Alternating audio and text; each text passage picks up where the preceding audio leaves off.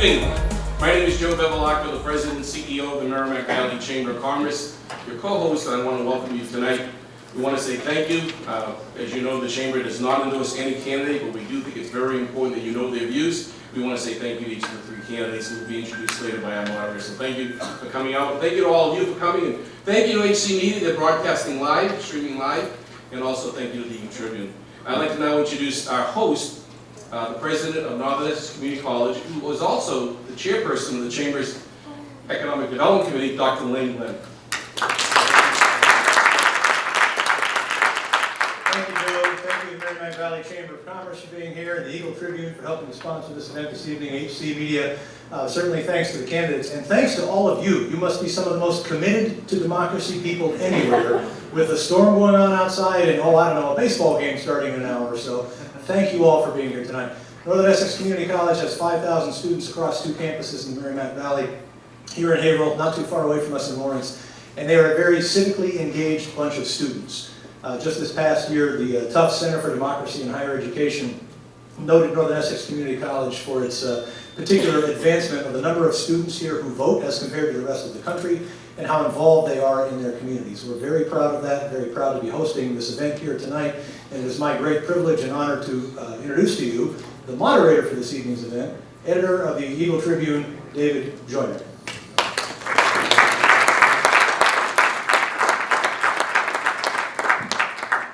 Good evening. Thank you to all of you for being here. Again, thank you, Dr. Glenn. Thank you to Joe Bevilacqua and the Merrimack Valley Chamber of Commerce for putting together this debate with us.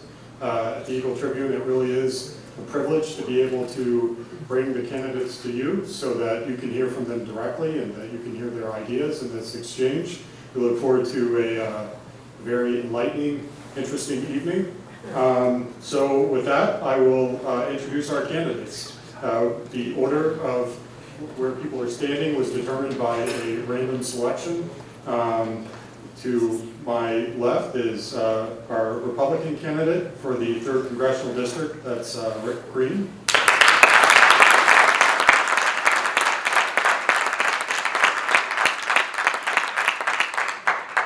And to his left is independent candidate Mike Mullen.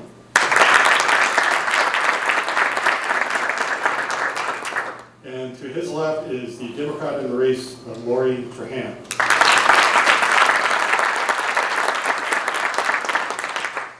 So for the format for the evening, for the next hour or so, the candidates will be fielding questions presented by a panel of esteemed Eagle Tribune journalists.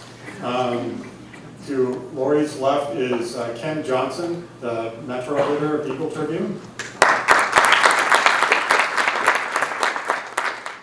And next to Ken is Tracy Rao, our managing editor.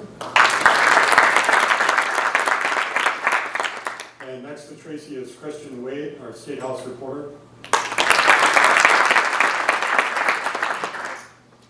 So we'll begin with a round of opening statements, and for these, each candidate will have 2 minutes. After that, the panel will pose questions. We will rotate through. Each candidate will have 90 seconds, a minute and a half to respond, and then once everyone has responded, we will follow that with 30 seconds for a rebuttal or a response to the original response.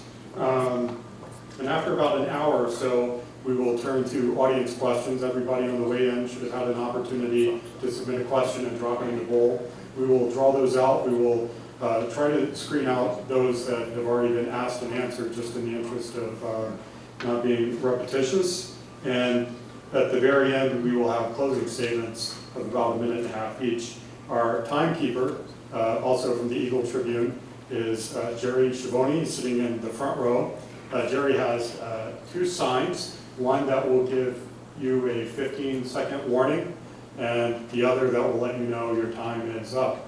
So in the interest of moving through all of the questions, we ask that you keep an eye on the signs and follow accordingly. So with that, also by random drawing, that was pretty much the same order we selected for the podiums. We will begin with the opening statements, and the first one is to you, Rick. Thank you. Good evening, everyone. My name is Rick Green. I'm running for Congress. I come from a small town called Pepperell, Massachusetts. I live there with my wife and my 3 children, ages 8, 6, and 4. Many folks know Pepperell as a small town on the New Hampshire border, which it is. But what you may not know is for most of the last century, the largest employer in town was the paper mill. But in the early 2000s, when the paper mill fell in hard times, downtown was hit hard, and a lot of folks lost their job. But within just a few short years, that small company that my brother and I started in Pepperell, we became the largest employer in town. That little company, to date, employs over 500 people. We have locations in Westford, Littleton, and recently we just moved back to Pepperell in a building where it all began. When I tell you I know what it takes to get the economic engine of the 3rd District revving, it's because I've done it. I appreciate everyone coming here tonight to Northern Essex Community College, and I look forward to earning your vote. Thank you very much.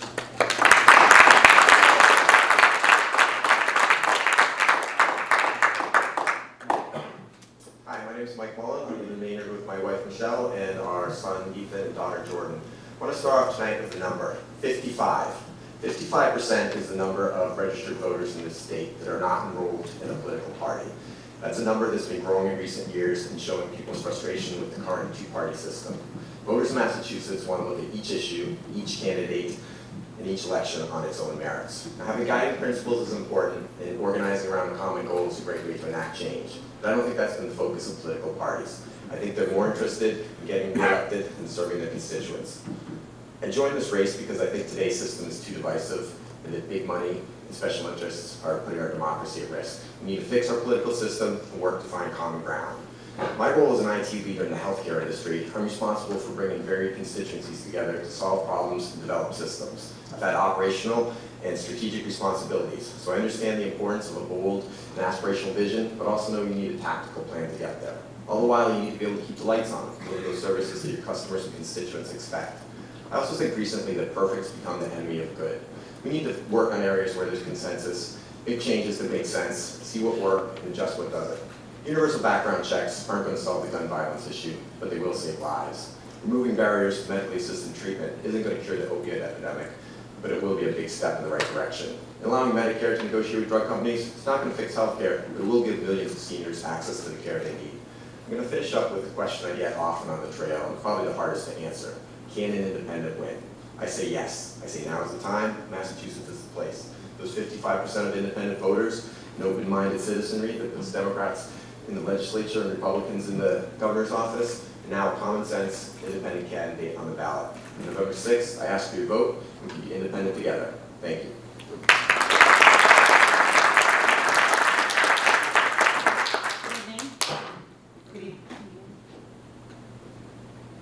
Good evening. Thank you for being here tonight. My name is Lori Trahan, and I'm running for Congress because Washington is broken. We need more leaders who are focused on busting the gridlock and getting things done.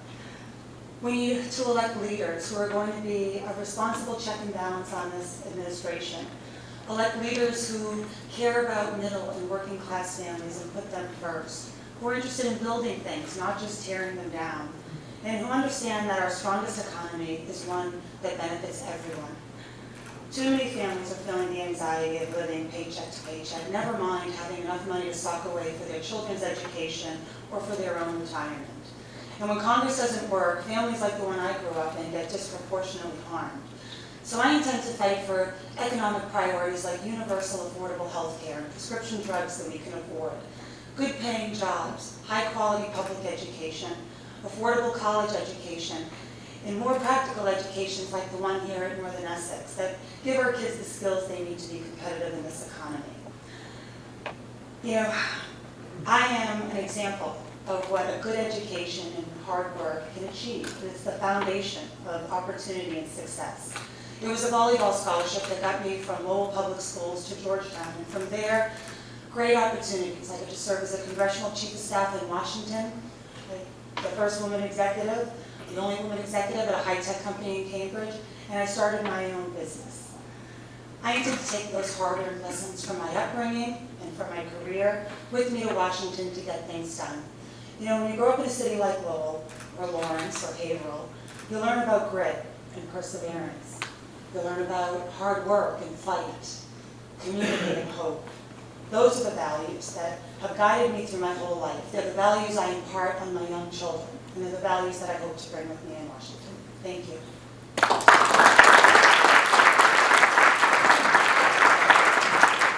Terrific, thank you very much. So for the order of the questions, we will sort of move on to Mike, and you will take the first question first, and then we will sort of rotate through.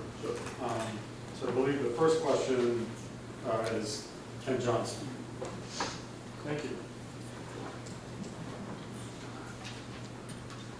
If the Democrats retake the House, some have called for an expansion of the investigation into Russian influence in the previous election, and also have suggested pursuing the possible impeachment of President Trump. Given that Congress won't be seated until January of 2019, and voters will have the opportunity to remove President Trump if they so desire in 2020, would you be on board with any expanded Russian inquiry or Trump impeachment? I think we need to let the Mueller investigation run its course and see what comes out of that. I think it's very important for the American people to know what happens there. As far as expansion of the Russian investigation, it would depend on what additional evidence has come. He's been given a fairly broad mandate, so I don't at this time see an expansion that he wouldn't have already been pursuing in that regard. I also think it's important for us to move forward as a nation, and there's a lot of important things going on that can distract from unless there is specific evidence that's come to light since that time. Great. Thank you for the question, Ken. You know, the role of Congress is important. It's supposed to be a check and balance on any administration. Certainly, we're not going to learn anything new before the election, but I do think that we need to keep this investigation, this special investigation, intact, so that we can hear the conclusion of the investigation. And, you know, the reason why I'm running is not to feed into the partisan gamesmanship and the partisan politics of Washington, but I do feel strongly that Congress's role is to see the evidence that's before them, evaluate it on its merits, and then act accordingly. So, I think we're going to see what that report looks like soon enough. And in terms of the Russians meddling in our elections, we have to get to the bottom of that just so that we secure our elections. And that investigation is important because, at no time should we allow, foreign meddling into our electoral process. So I think those investigations are important, and when the time comes, we evaluate that evidence and we go from there. When I win this election, I will become the senior member of the majority party in the Massachusetts delegation. Think about that. I will be the most influential member of our congressional delegation the moment I take the oath of office as a member of the majority. I'll be able to work with the administration, leaders in Congress, and the governor to get things done for our district, for the people of this district, for the people of Haverhill. Because when I win, we will be in the majority. Thank you.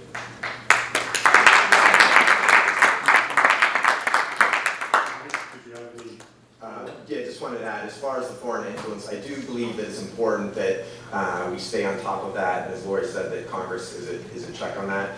Just this week, or last couple of weeks, there's been the murder of a Saudi citizen, but U.S. resident, that there's questions on whether the Saudi Arabian government has undue influence based on business transactions with people in the government, based on arms deals and so forth. So I think from an integrity standpoint, we need to make sure that we're defending the right way of doing things, as well as that foreign governments don't have that type of influence on our government. Thanks. Lori? Do you have any follow-up? No, I didn't have any follow-up. Thank you. Great. All set. Great. The next question comes from Tracy Rowe. Oh, yeah. Sorry. We got the microphone turned down. Okay, so I'm starting with Mike. I'd like to hear your thoughts on the policy in Lawrence and other cities like it to adopt becoming sanctuary cities and refuse to cooperate with ICE. And along those lines, President Trump's threat that he would cut off federal funding to communities that do so. Is that your question? I think it's mine. Lori, Oh, No. I'm sorry. That's great. Look, I don't think any of us want to see a perpetuation of this designation, because what it shines a light on is the failure of Congress to act. The reality is we've put communities in the crosshairs of what is Congress's problem, which is updating our immigration laws and passing comprehensive immigration reform. You know, the role of Congress is to ensure that our laws are updated, and these are badly outdated, right? I don't think anybody would contest that. We need to create pathways of citizenship for our dreamers, for our undocumented immigrants who are living here, abiding by our laws, paying our taxes, contributing to our economy.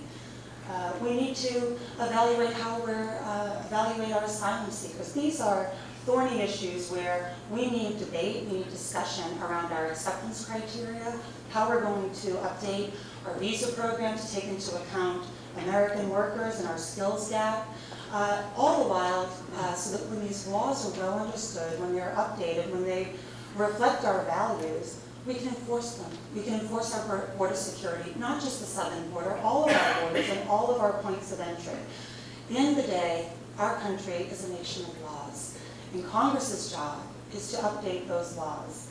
And that's what I hope a new Congress, a Congress that has new leadership and a lot of people who are willing to roll up their sleeves will do. So this issue is personal to me. My brother-in-law is a naturalized citizen. In fact, he came to work for my company, and because he didn't know anybody in the local area, I invited him to Thanksgiving dinner, and that's how he met my sister. We need more legal immigration. Our economy is booming right now. I have jobs, and I know every businessman I know, and businesswomen, have open jobs, and we need to fill those jobs. So we need more immigration, but it needs to be legal. The fundamental question here is rule of law. Are we or are we not a nation of laws? That comes first. What good is it to change a law if we're not going to abide by it? The first step is to abide by existing law. Then and only then can we talk about the laws we're going to change. The first thing I do when I go down to DC is I put my hand on the Bible, I put my other hand in the air, and I take an oath of office to uphold the Constitution and federal law. There's no way I can support sanctuary city policies when those policies directly contradict our federal laws. That's why I'm the only candidate in this race who has said very strongly that while I support more legal immigration, I am against sanctuary cities. Thank you.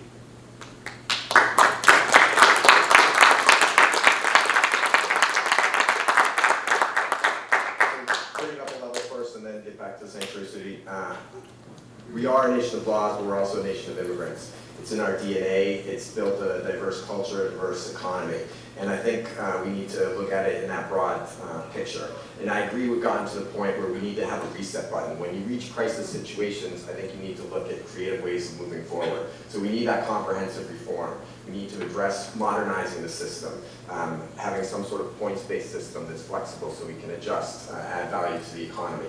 We need to be able to provide a pathway to citizenship for people who are here. And when we talk about a pathway to citizenship, that's not like we're handing out passports. There's many gates that you have to go through. You need to demonstrate that you have been participating in the community, you've been paying taxes, you have fees, different language requirements. So it's something that is rigorous and that you need to follow through on. And then we need to enforce our borders, as was said. We need to have the ports redone. There's human trafficking, there's drugs that come through that way. To jump back to the sanctuary city, it has a couple things there. One is it ends up being an unfunded mandate when it comes down that ICE is giving these orders. So that's not what local law enforcement has been funded with or charged with. That doesn't mean that they're ignoring the dangers out there. If there are people participating in gang activity, participating in the drug trade, those are things that need to be addressed. But I think having local flexibility makes sense. And then there's the danger of people who won't come out of the shadows, so to speak, and get the services and the help that they need because they think they're going to be prosecuted, yet they're being participating members of our society. Thank you. Lori? I'll just say, I've lived in this district my entire life. My grandparents came from Portugal and Brazil. And to Mike's point, we are a nation of immigrants. And I think it's important to send people down to Washington who are going to be focused on productive solutions. I mean, the reality is our laws were created in the 1950s, and they virtually haven't been touched since then, except for quickly in the 80s, briefly in the 80s. And that's important. I mean, these are important issues that are affecting our communities.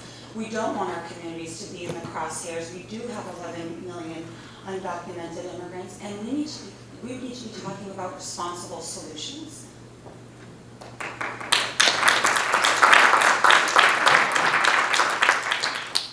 It took my brother-in-law 8 years to become a citizen playing by the rules. Right now, there are millions of people across the globe waiting to get into this country playing by the rules. We need a system that is designed to work for them and for our citizens, people who play by the rules. And that's what I will stand for when I'm your next congressman.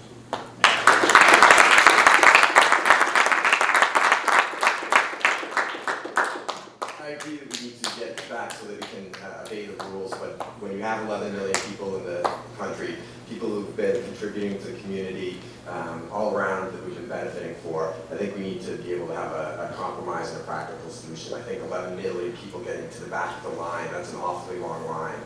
It's not really practical to implement. Thank you.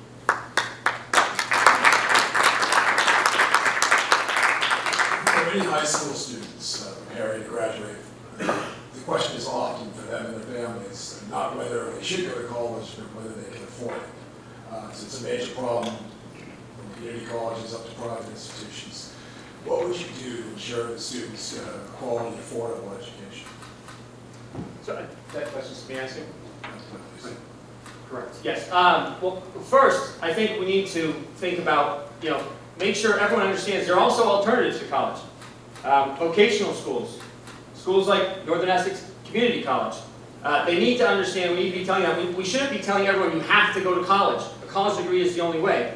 Right now, we have a shortage of workers in the trades. And these are fantastic jobs where you can come out of high school with zero debt.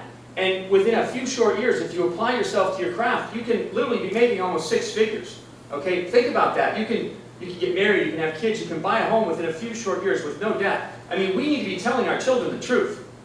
Okay, and then for those, and that reduces the demand.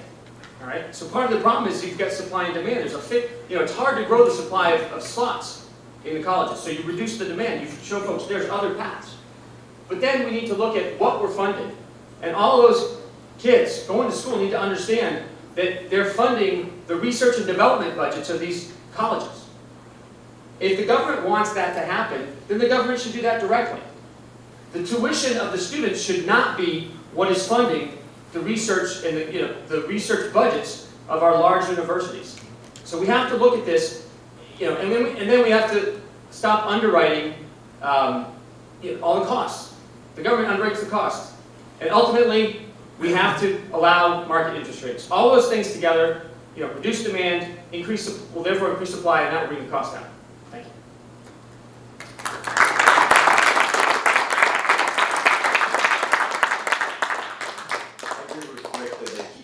Is making sure that we understand what options are out there. Talking to some folks at other forums that were high school age, they talked about never getting the guidance from their counselors that this was an option that's out there. The federal government shouldn't be making money off of these loans, so there's been instances where they're putting these loans out at rates where the government's making it as a profit center. That's not something that should happen. And then, as Rick mentioned with the underwriting, it's become an expectation out there that people have degrees. Sometimes that's not aligned with what you need to do the job out there. So there's something called credentialization, which basically has empowered employers to ask for a higher degree, higher credentials than you need. And that's something that causes people to get more in debt. And then one of the other things we need to think about is kind of the equity situation. These things are hurting communities of color more. There's not as much wealth in those communities. They don't have as much background to, or family help to go in. So I think we need to look at programs in that context as well. And then lastly, there are different things that you can do to make sure that people who go to college are going to be successful. So one of my college classmates founded an organization called College Possible. They start your junior year in high school and working with you through college to kind of mentor you through the process. That's going through financial aid, figuring out what course of study, what type of college is going to be a good match for you, so that when you get there, they team you with mentors, and then you're likely to be more successful. And by getting that degree, getting that training, you're also more likely to be able to deal with your debt after the fact.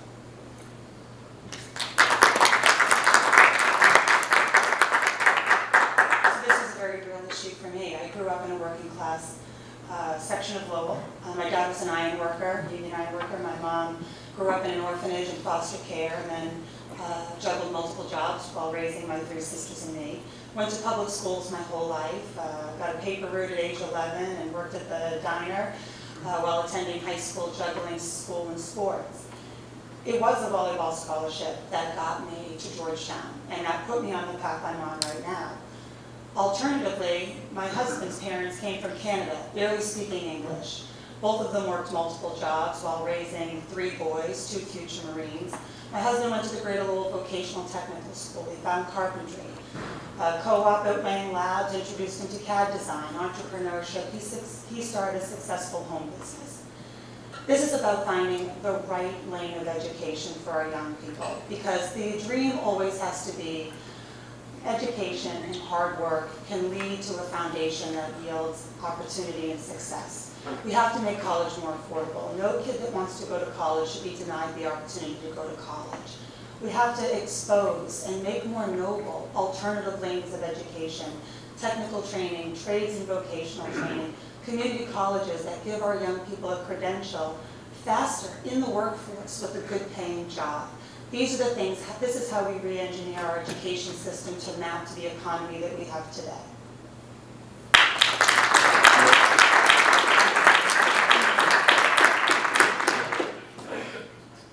One other thing to add, there's been a lot of focus on for-profit colleges and some of the predatory lending and misrepresentation of the value of that education, and that definitely needs to continue. But I also think we need to hold our private nonprofit institutions accountable. There's been an arms race. You see these fancy dorms, new athletic fields, and so forth. If these are funded by federally guaranteed loans, if they're not graduating the rates that they should, not having the job placement they should, they need to have skin in that game and some responsibility on those. So we need to have legislation that would hold them accountable as well.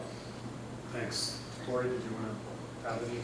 Yeah, the one other thing I will say is that I do think that there's been an amenities arms race. I've been on the college board now 3 times with my 3 stepsons, 24, 21, and 19.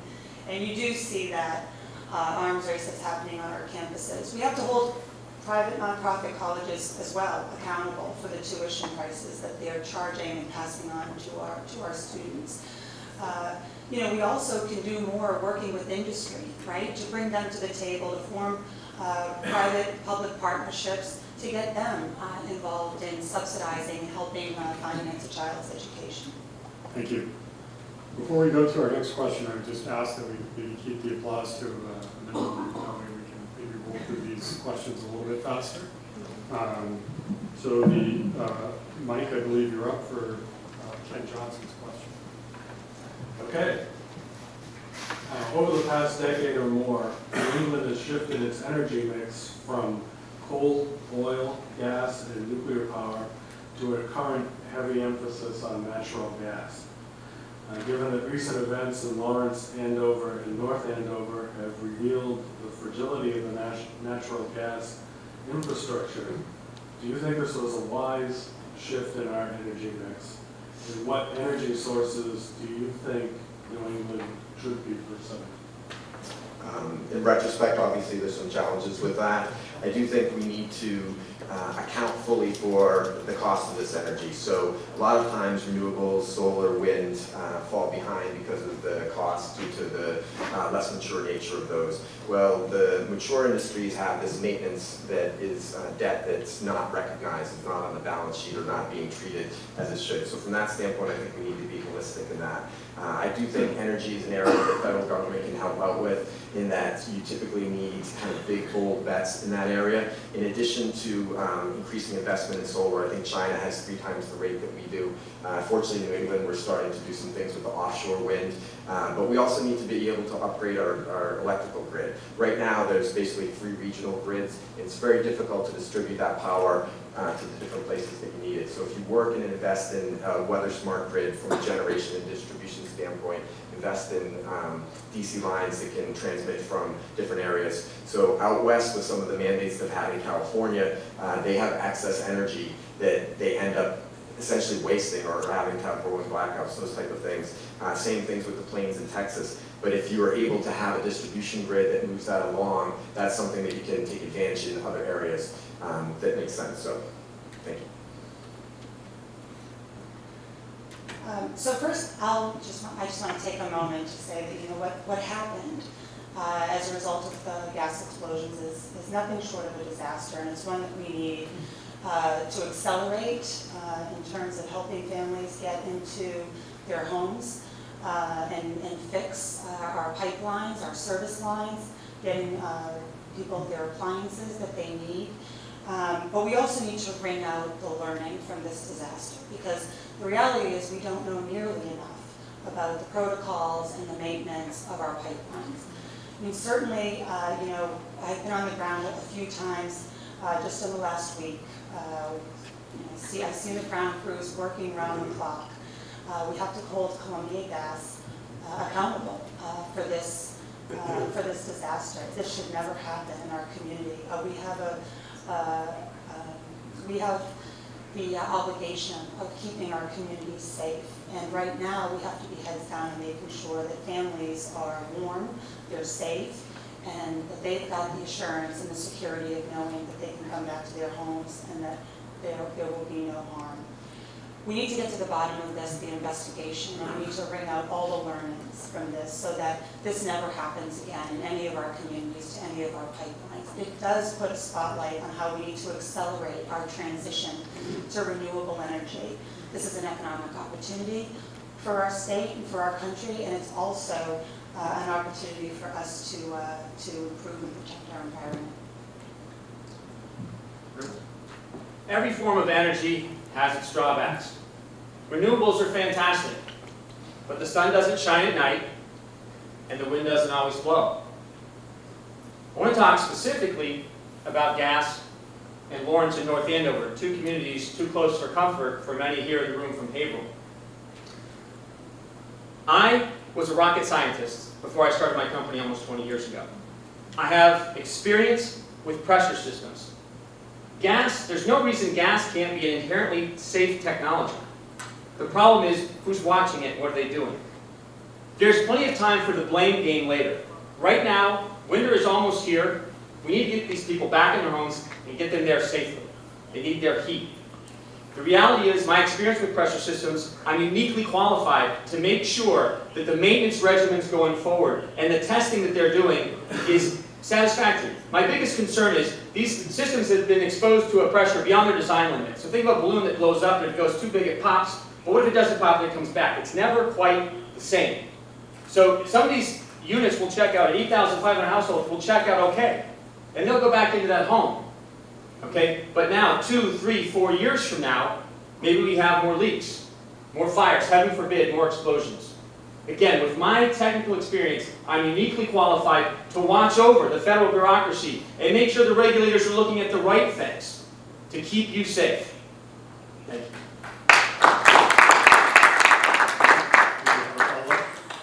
Yeah, just quickly. One of the things that we need to think about in New England as well is that Pilgrim is probably going offline next year. That's a nuclear facility. That's going to increase our carbon footprint.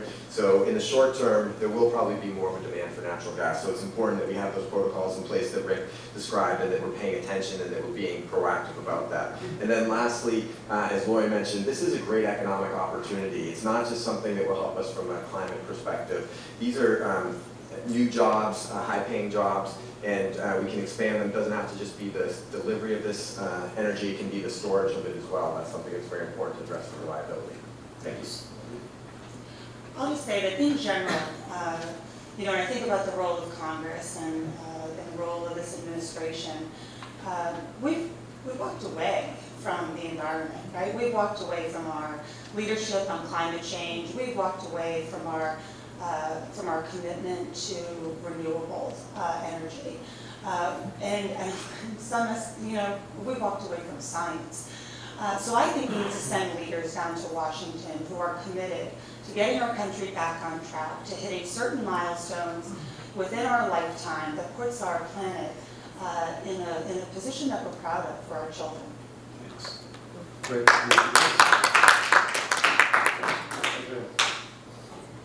The next question from Tracy. Yes. It's for Lori, right?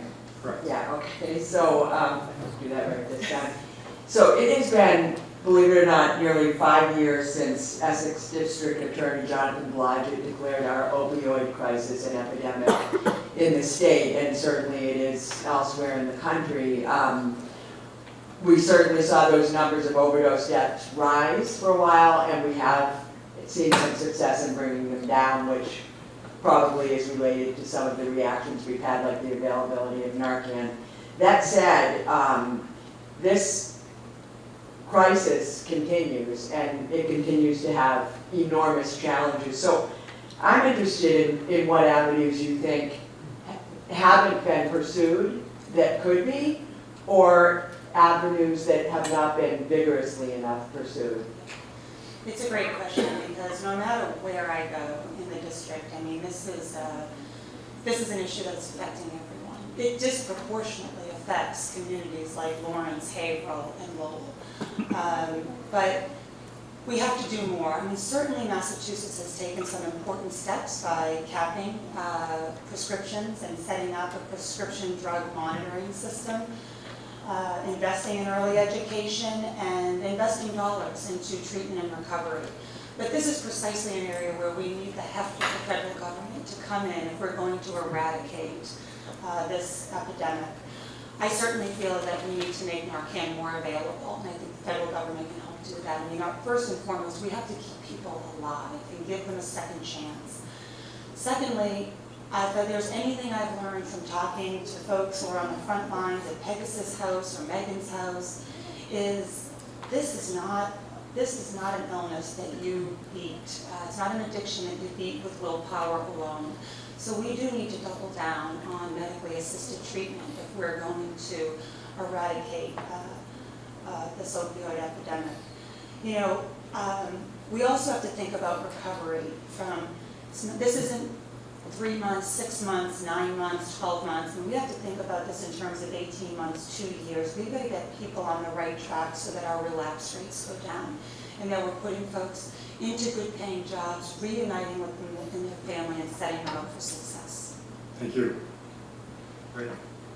Yes. So as a businessman, I look at this problem, and this is one of the most pressing problems facing our district. And I say, what's being done? Everyone says it's a big problem. So I looked at our existing Massachusetts delegation. Not one of them has a member on their staff whose job is dealing with the opioid crisis. Day one, that changes. In the audience today, Haverhill's own Battlegrounds Coffee, Sal DeFranco, is the chairman of my Empowering Recovery Task Force. I'm not waiting to get to Congress. This is too important. We're already doing work on this now. So one thing, coordination. Sal is already coordinating with all the groups across the district. When I'm in Congress, he will continue to do that. Make sure they have all the resources available, state, federal, and local, so that we have the best that can possibly be had in this district. And again, we can't wait. And the other thing that no one else talks about is supply. Drugs are a business. They're an illegal business, but they're also a distribution business. I run a distribution company. I compete against the likes of Amazon.com. I get distribution, okay? Why is Lawrence the hub for drugs in New England? Okay, it's because of its location, centrally located, 495, 95, 93, ease of access.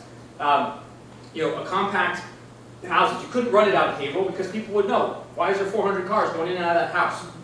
I have a unique experience to disrupt the supply. Again, working with state, federal, local law enforcement agencies to make sure we get fentanyl off our streets and keep our children safe.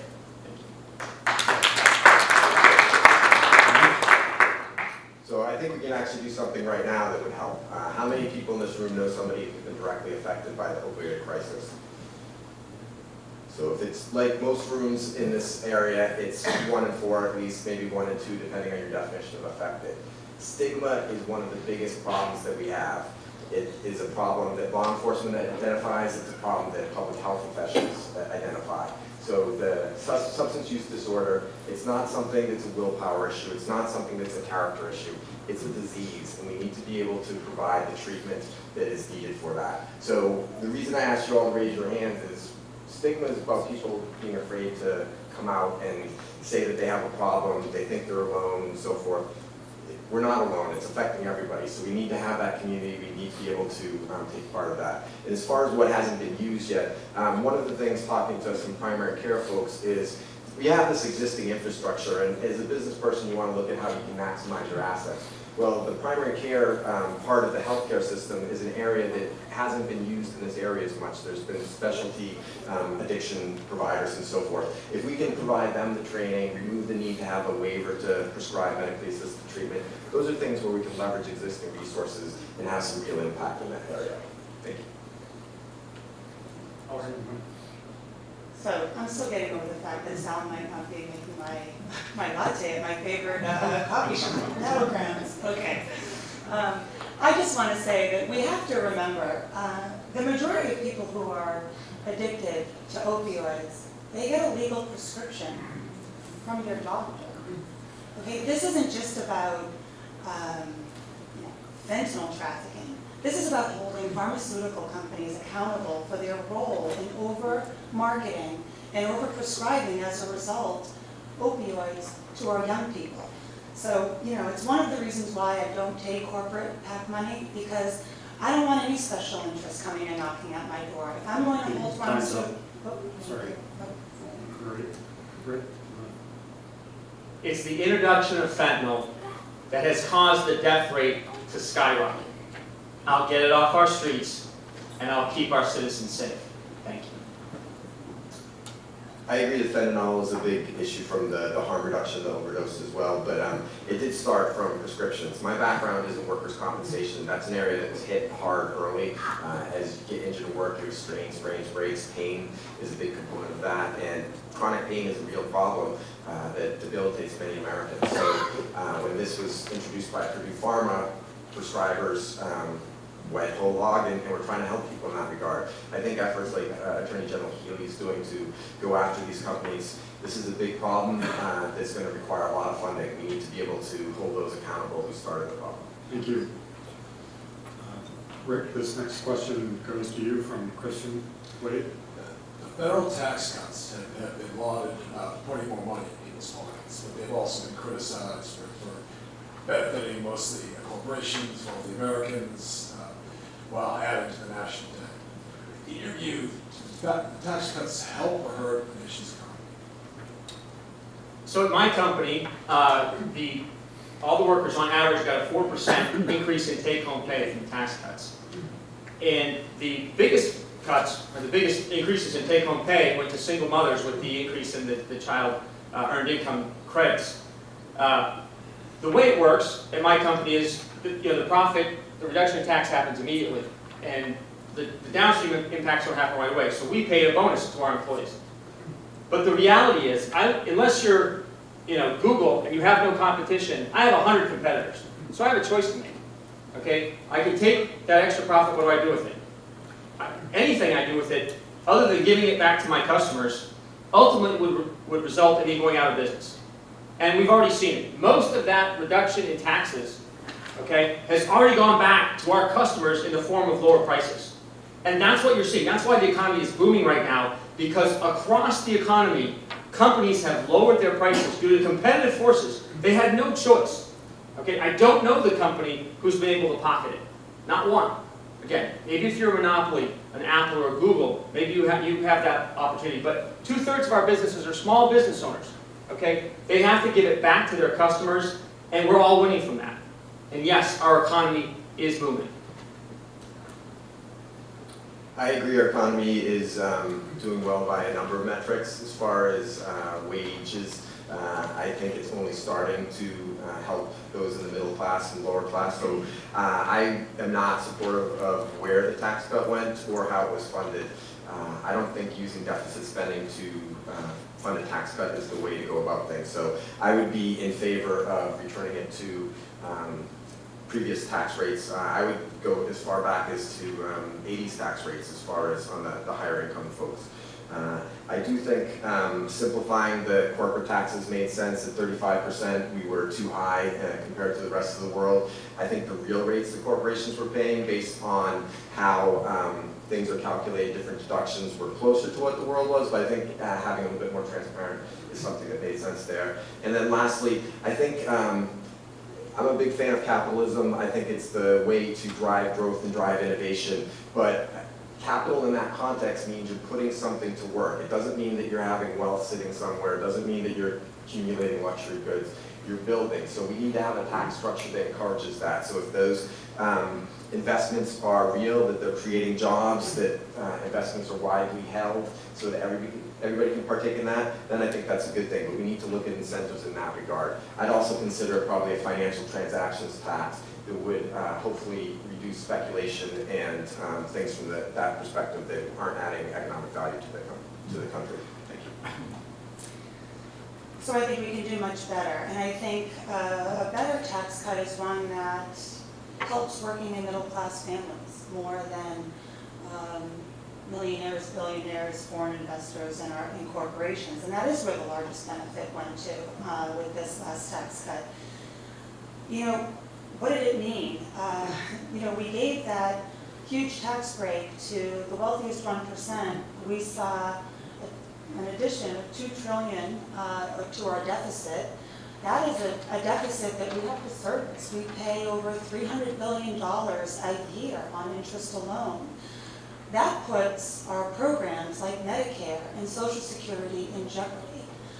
So, look, the economy is booming, it's roaring, we've got record unemployment rate, but it's not translating into the lives of working and middle class families. We're seeing 13% growth. That's not translating into higher wages for our employees. We're seeing lots more buybacks and stock buybacks, but we're not seeing this trickle down. So I think the economy works best when middle class and working class families benefit. To paraphrase the late great Paul Tsongas, you can't be pro-jobs and anti-business. You can't help employees by despising employers. We do need to make the tax cuts permanent for the middle class, and when I get to Congress, that's exactly what I'll do. Thank you.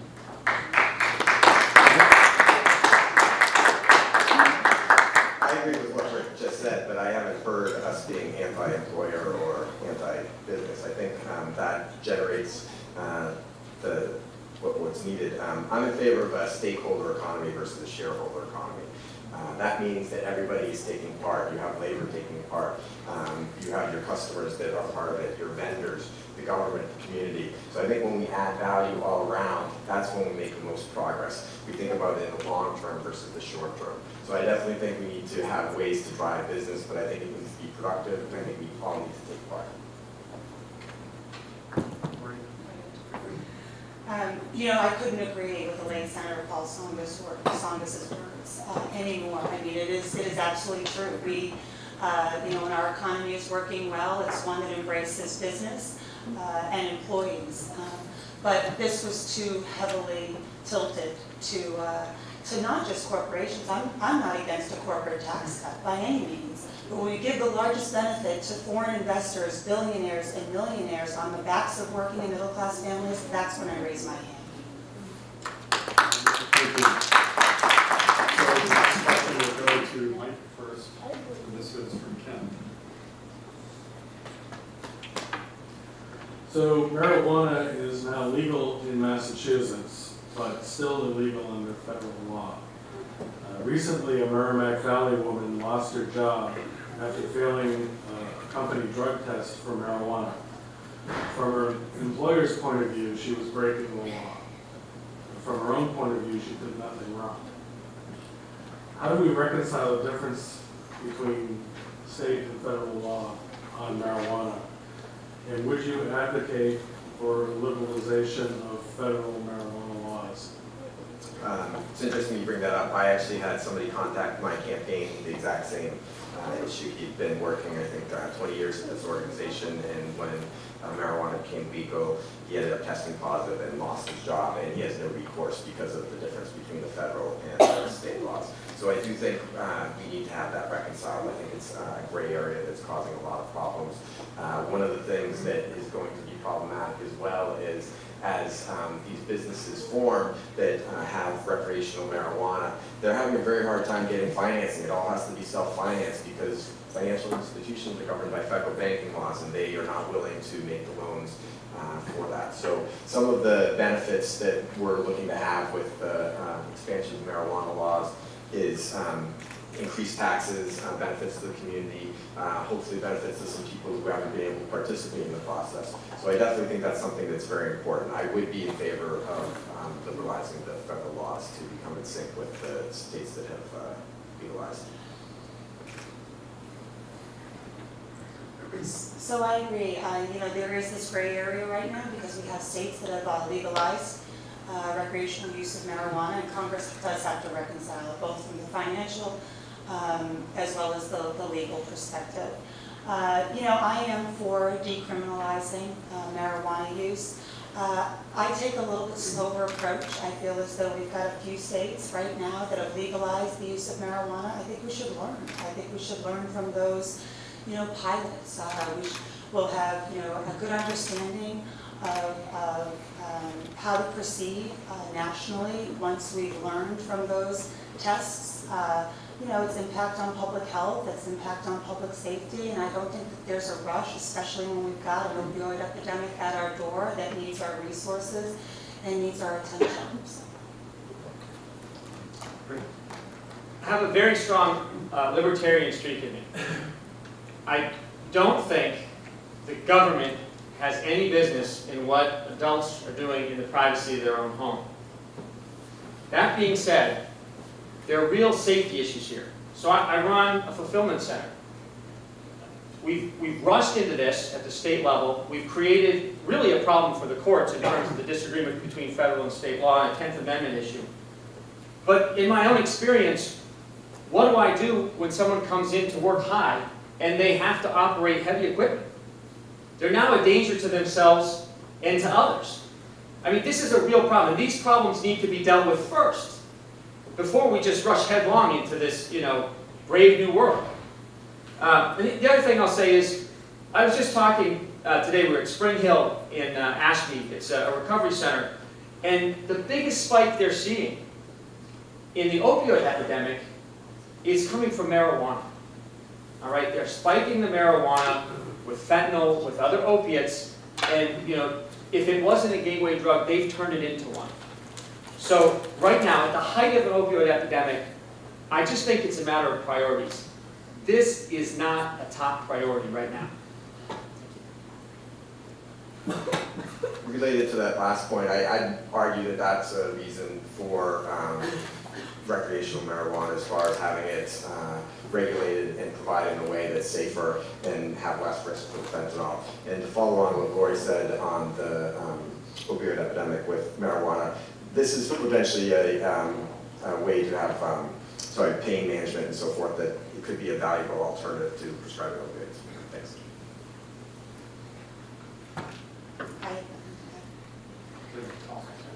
Terrific. I think we have time for one more question from the panel before we'll go to the audience questions. So this one is for Lori first, and Tracy, you.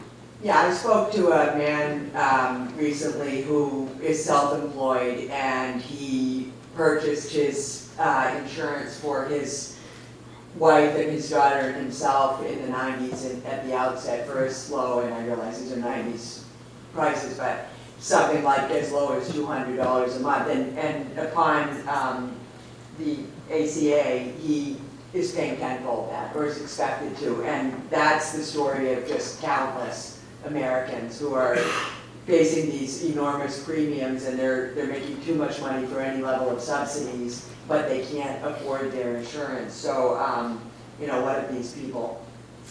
Absolutely. So I think the first priority of this next Congress really needs to be getting back to the table and solving the affordability of healthcare, the affordability of prescription drugs. No matter where I go, this is what I hear. The escalating price of healthcare is really holding families back. You know, the intent of the ACA was that we had a mandate that over time was going to bring down those costs. Unfortunately, the ACA was systematically dismantled since the day it was passed. And so we have to get back to the drawing board and figure out how to decrease the cost of premiums, deductibles. You know, one of the things that was very principled about the Affordable Care Act was the fact that it gave the dignity and security of knowing that your health care coverage will be there if you have a pre-existing condition like cancer or diabetes. My dad has MS. And that's really important. That was a big step forward for our country, and I think it's something we need to build upon. We cannot repeal that. We do need to fix health care. I think an obvious place to start, where I do believe Republicans and Democrats can agree, is on prescription drugs, right? We have no transparency into the pricing models of our prescription drugs. There's no enforcement when there's price gouging. We don't let the government negotiate prescription drug prices for the $42 million on Medicare D. And we certainly don't let generics get to market fast enough. So that's a place I think we can have solutions quickly. This issue is personal to me. I'm a cancer survivor, and a member of my close family suffers from a chronic disease. The reality is we're in a situation right now where the middle class effectively has no health care. Think about it. Their premiums are now $5,000 or $6,000. Technically they're covered, but I talk to so many folks in the middle class who don't go to the doctor because they can't afford it, because it's entirely out of pocket. All right? We need more choice in the system. If you look at automobile insurance, there's two models. One model is in-network. You take it, you drop it off, insurance covers it straight. That's our health care. But you don't have access. You don't understand the cost. Right? The other model is the adjuster comes out and says, here's what it'll cost. All right? Or here's what we'll cover it for. But then you can shop that around. And a doctor says, an auto body repair shop says, oh, it was $1,200, you got adjusted for it. But I don't have to fill out the paperwork. I do it for $1,000. Or they come to my website and they get the parts for $600 and they pocket it. That simple act of choice, reintroducing the free enterprise system into our healthcare system, controls cost. Look at eye surgery, certain plastic surgeries, not covered by any insurance. The cost continues to come down and the quality keeps going up. All right? We need to put the power back in the hands of the consumer. They need to understand what they're buying. They need to understand the true underlying cost and let them make the decision and get the administrative costs are now a half to two-thirds of the cost. That's ridiculous. We're spending more money pushing paper than treating patients and half the stuff.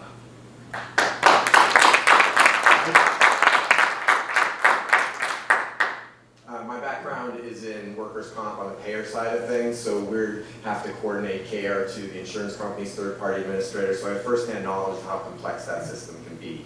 In workers' comp, we're different than group health, so there's different policies, there's different for auto. All of that is complexity that a Medicare for all type system would help on the payer side of things. That said, I think we also need to look at how we deliver care in this country and move to a more outcomes-based model, a more wellness model.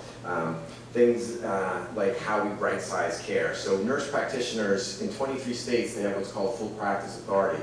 That allows them to do a lot of things that they're trained for, but in states like Massachusetts, they need physician supervision for.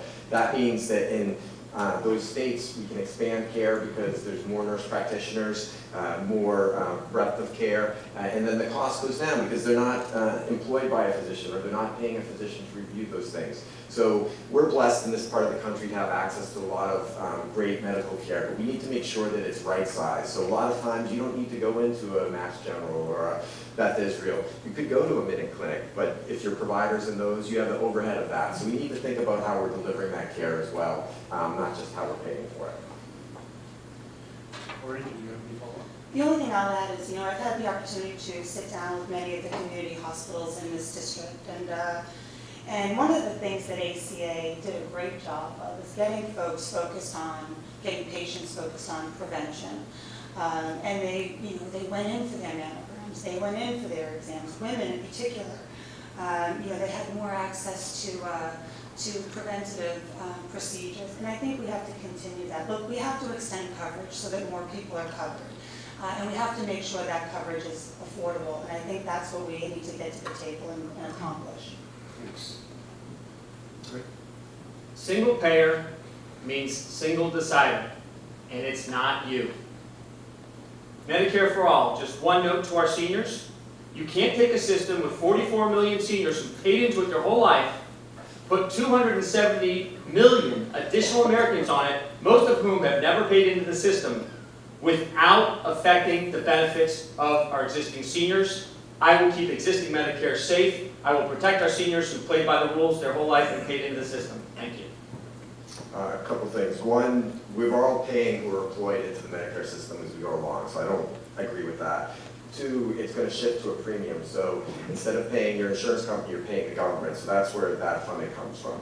And then three, getting back to the model shopping around, I do think for things like elective surgery, that's something to consider. But if you're in an ambulance ride or a life flight, you don't get to make that decision. You're delivered there, and it's a different model. So healthcare is a little bit different than some of those other businesses where your choice and market makes sense. I think from a healthcare perspective, we need to be able to deliver that care to our citizens. Thank you. Thanks very much. So now we're going to go to the audience participation portion. We have a bowl full of questions over there. I believe Catherine, a student from Northern Essex, is going to draw. You're going to And draw? Our panel over there will take a look at the question to see if it has already been asked, and if not, then we will go to Rick first. Okay, the person asks, he says, over the course of our nation's history, the Supreme Court has granted ever-increasing rights to corporations to the point where their influence on government policy dominates over that of ordinary citizens. What is your position regarding the so-called We the People amendment, which is currently before Congress as House Joint Resolution number 48? If you're not familiar with that, I'll tell you what it does. The amendment asserts the following. First, that constitutional rights apply only to natural-born humans and not to artificial entities such as corporations. And second, that the expenditure of money on political campaigns shall not be construed as First Amendment free speech. Okay, I wasn't sure that the question was right. First and foremost, look, I support the entire Bill of Rights. Under no circumstances would I support anything, constitutional amendment, bill, anything, that would in any way minimize free speech or freedom of association. Plain and simple. Okay, Mike? Sounds like that's similar to ballot question 2, which I'm a supporter of. I do think we need to reverse Citizens United. I think it's a balance. I don't believe that corporations are people, so from that stance philosophically, I think that's important. And while I am also a big supporter of free speech, we do have certain limitations today. The way campaign finance is written today, there are limits. You can donate up to $2,700 as an individual. I don't think corporations should have special dispensation from that. And then from a disclosure standpoint, if we assume that we have this Citizens United ruling and that you need an amendment to overturn it and that that's difficult, I think we need to be able to enforce the disclosure laws that we have on the books. And most of those, I think, today are reasonable. They're special considerations if you're advocating for a candidate, special considerations if you're closer to an election. And I think those are reasonable compromises that we make as a society. Maureen? This is one I feel very strongly about. I saw the corruptive influence of money up close when I was a congressional staffer working in Washington. I was part of the team that passed the Campaign Reform Act of 2002, which was a long, hard-fought battle, took many years, a bipartisan effort. It was me and Democrat, Shays Republican in the House, Senators McCain and Feingold in the Senate, and we were able to agree that there should be a ban on soft money. That is the corruptive influence of money in our politics. We've got to do everything we can to root it out. I've been endorsed by Citizens and Citizens United. I am going down to Washington with the goal of continuing that fight think that we can do plenty more to get money out of our politics. It is indeed what corrupts our system. Rick, do you have any follow-up? Sure. Folks, I am not for sale. I cannot be bought. The answer to this problem is to start electing people who can't be bought. I created a company, over 500 jobs. I've had the best job I'll ever have. When you decide, or I decide it's time for me to go, I'll come back to that job. Plain and simple.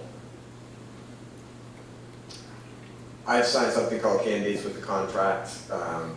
Basically, it says you're not going to lobby after you get into office. You will not accept PAC money. So I definitely take this to heart. I think it's a very important issue. And I do believe that even with best intentions, power and money can be corruptive. So I respect Rick's integrity, and I believe every word he says on him personally. I think the track record of what happens when people go to Congress, when people have positions of power, it doesn't always end up the right way. Yeah, look, I think campaigns are about building trust with the people that you're asking their vote from. And we went through great pains to show folks that we're in it for them, right? I mean, I raise the majority of my money from people who live inside this district, individuals. We don't take corporate PAC money. And that's because I want to signal every day that I'm going down to be of service to the people who elect me to work for them.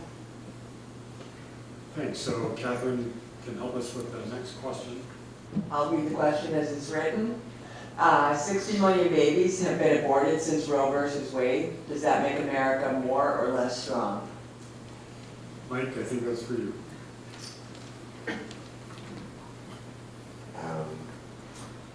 I am pro-choice. I think it's a woman's right to choose, make her own decisions. I don't think anybody takes that decision lightly. I think most people I know who've had to make a painful choice in that, it's one of the hardest things that they'll ever do. So I stand behind a woman's right to choose and make her own decisions from a healthcare perspective. Look, I don't think anybody believes that the hardest decision a woman could make in her lifetime makes our country stronger. And the reality is that women who have to make that decision, there's a lot of factors involved that many of us can't even relate to. But while it might not have been a decision I've had to make, and while it might not have been a decision I ever would have made, I do not pretend to make that decision on behalf of someone else. At the end of the day, we have to let women choose what's right for themselves and for their own bodies. And I absolutely, vehemently defend a woman's right to choose. I'm pro-life. Got it? Mike, do you want to? Almost up. All right. For the next one, Catherine? Who are you supporting, Governor?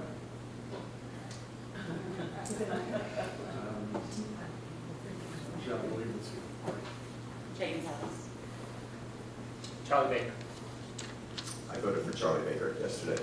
I think he has provided a good counterbalance to a Democratic legislature, and I also think he is very solution-oriented, and there's value in having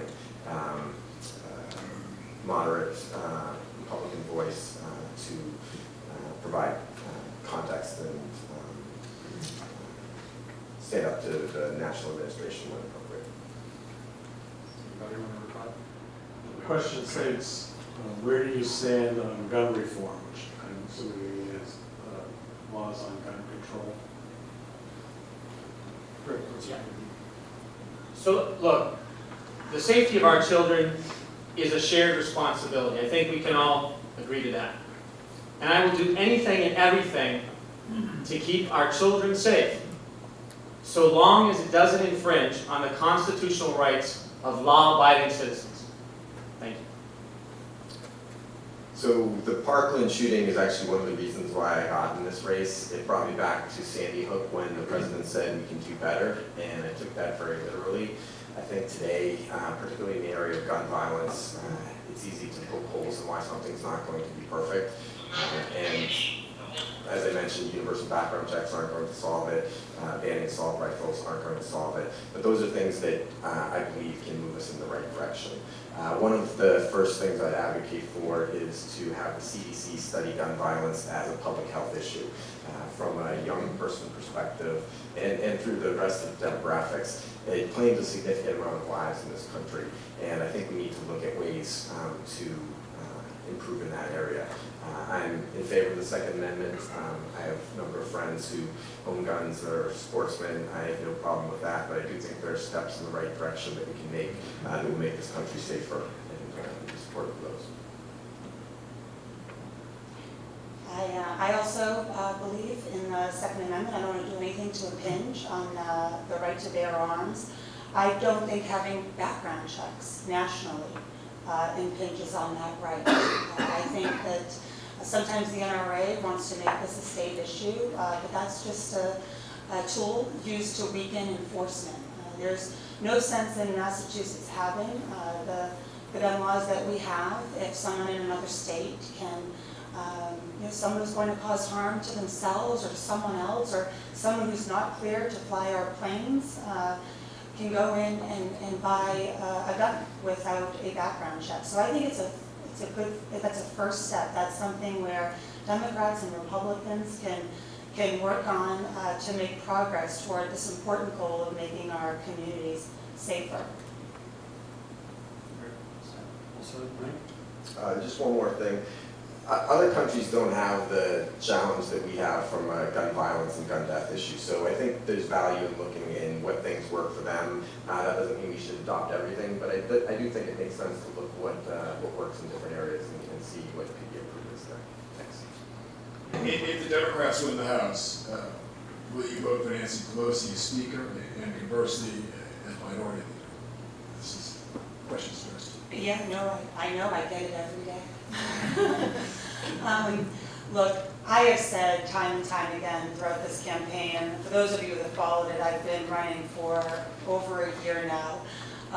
Tough primary, recount, now a very competitive general election with my two colleagues here. I am 100% focused right now on getting elected. And I will have the leadership conversation once I know who the candidates are and once I'm seated. Mike, did you want to say anything? Sure. As an independent, I'd have a little different perspective. One of the things that I would do is join what's called the Problem Solvers Caucus. It's about 48 congresspeople who are looking to be a bridge, try to find consensus, work to find common ground. And one of the things they're looking to do with the speaker election is have whoever is that speaker agree to different rules that will allow a more open and inclusive legislative process. So if you think about it today, you have a couple people who are elected by very small amounts of people when you look at nationally. You have Mitch McConnell in Kentucky and Paul Ryan in Wisconsin. They wield an enormous amount of power. They decide what legislation comes to the floor. They set the agenda. So I think if we start to open up some of those rules, have them more inclusive, that's something that we can do. So I'd be pushing for that from whoever speaker. So, look, there's only two reasons why Nancy Pelosi comes here to raise money for anyone. The first is she's trying to buy a leadership vote. Now, I absolutely take Lori at her word that she has not made up her mind. So the only other reason that Nancy comes here is because we have run an incredible campaign reaching out to every person in this district, and we have absolutely put this seat in play. So I say, come one, come all, I'll take on all of them, I don't care. I stand for you, the people of this district, and I don't care who they bring from DC to take me on, because I'm ready to go to DC and do the job for you. Thank you.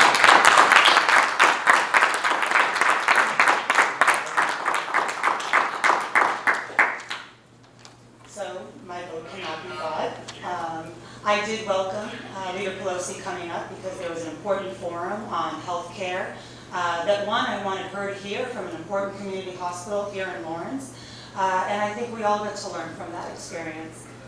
The leader did not ask me for her vote. She's heads down trying to get Democrats elected so that we change the direction of our country. And frankly, That's exactly what I'm doing in this campaign, is not taking anything for granted, running as hard as I can, bringing our message to the voters so that we have a victory on November 6th.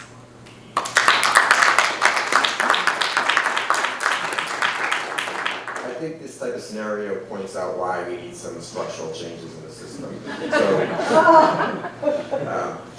I take Lori at her word as well, but she wouldn't have to be put in this position if there weren't the type of fundraising that we have, if the leader didn't have as much influence as they have. So I think if we look at some of the structural changes to the system, then we can be more open and we can focus on those things that has been positive from Speaker Pelosi in those type of situations. But I definitely think we need changes to avoid those potential or perceived conflicts of interest.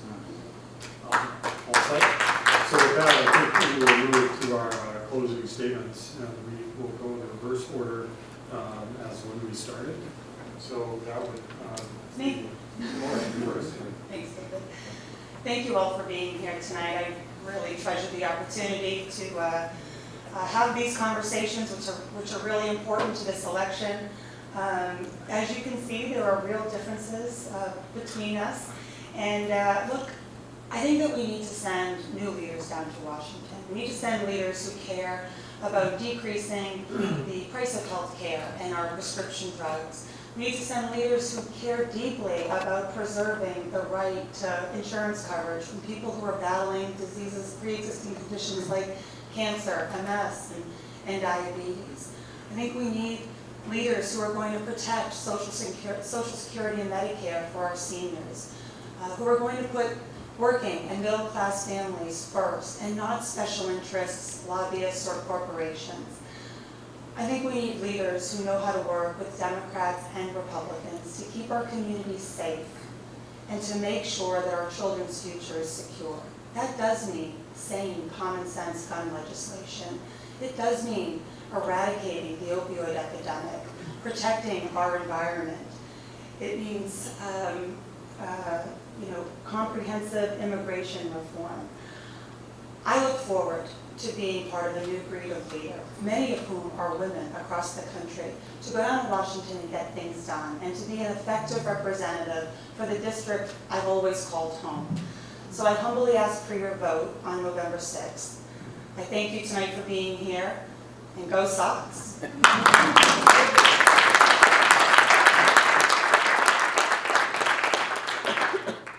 I want to talk about community and the power of community as we raise it up a level. I'm running as an independent because I want to be able to provide an outside perspective, not aligned with a particular political party. I played rugby for a long time and was a voting member to the Worcester Rugby Club. But I consider myself a rugby player, not a member of that club. That bond at that level of rugby is stronger. We have many different constituencies in this room tonight. We have supporters of the three candidates. We have the candidates ourselves, journalists who are providing a valuable service, people who come in here as informed voters. And so we all come from different perspectives, but we also are all engaged in our democracy. We're taking our citizenship seriously. So we have that in common. We're all up here trying to make the world a better place. So I encourage you to go back into the world, try to recruit more people for that, and also look for opportunities where we can be more inclusive, where we can break down barriers, where we're not having people involved in the system, get people out to vote. So on November 6th, I ask you to join me and vote independent. Thank you.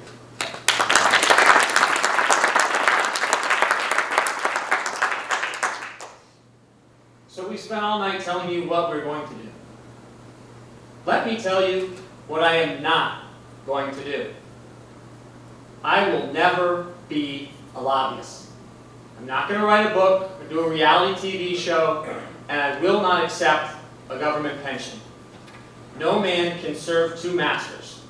I cannot go to our nation's capital to serve your interests and the interests of the communities that you love if I'm busy trying to pad my own wallet.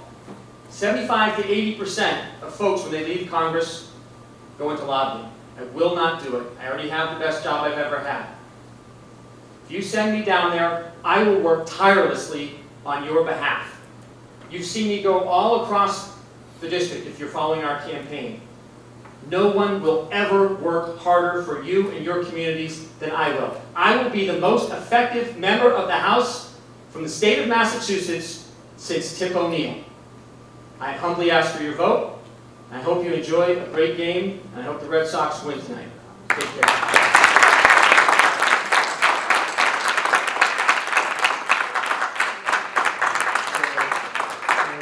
Once again, our candidates, I would thank all of you, the Merrimack Valley Chamber and Northern Essex. I believe the Chamber had a few comments to close this out.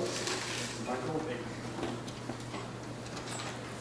Hi, my name is Mike Bevilacqua. I'm the Economic Development Director for the Merrimack Valley Chamber of Commerce. As Joe said earlier, the Chamber does not endorse any candidate nor take any position for or against any candidate, but we believe it is important to hear their views. So I want to thank each of the candidates for joining the Merrimack Valley Chamber and Eagle Tribune's debate here in Northern Essex. And I also want to thank HC Media for airing this live for us tonight as well. I just want to call up Cal Williams, who is the Government Affairs Committee Chairman, who's going to give the final words of the Chamber tonight. Thank you. Good evening. What a night, huh? First and foremost, I'd like to thank all three candidates and congratulations on the job well done. Nice job. Nice job. These three candidates have lined for this year's election to represent our 3rd Essex Congressional District in Washington, D.C. I'd also like to thank the following: Karen Andrus and the Untitled Chapter for sponsoring, Dr. Lane Glenn of North Essex Community College for hosting such a fine event, our moderator, David Joyner, who did a terrific job, our esteemed panel, who asked some very, very tough questions. I'm glad I was not on the receiving end. And last but not least, I'd like to thank you, the audience, okay, our chamber membership, our business community, and residents, for taking the time out of your busy schedules to attend and help this event be a tremendous success. So once again, I'd like to say congratulations and a job well done to all. But don't say